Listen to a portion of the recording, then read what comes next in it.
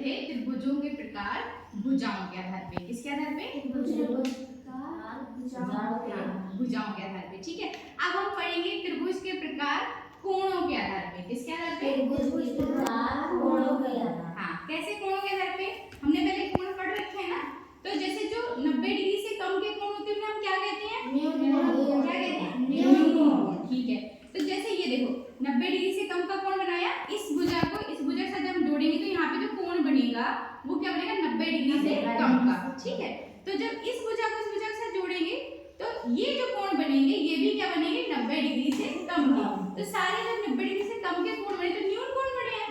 तो जब न्यून कोणों से त्रिभुज बनेगा तो हम उस त्रिभुज को क्या कहेंगे? न्यून कोण त्रिभुज।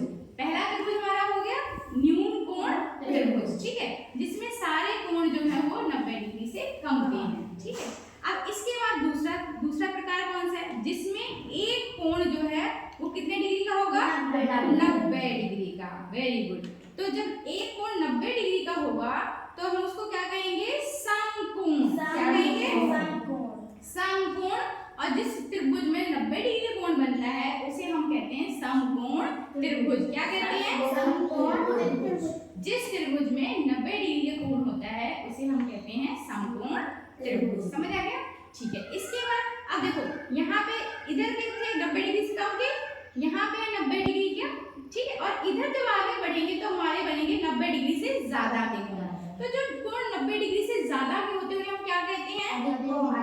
क्या कहते हैं? अधिक कोण। तो जो हमारा ये जो 90 डिग्री से ऊपर का कोण बनेगा तो हमारा ये बन गया अधिक कोण, और अधिक कोण वाले त्रिभुज को कहते हैं अधिक कोण त्रिभुज। क्या कहते हैं? ठीक है, हमने 3 त्रिभुज पढ़े कोणों के आधार पे। पहला था न्यून कोण त्रिभुज, दूसरा था समकोण त्रिभुज और तीसरा था अधिक कोण त्रिभुज। ठीक है, समझ आया? वेरी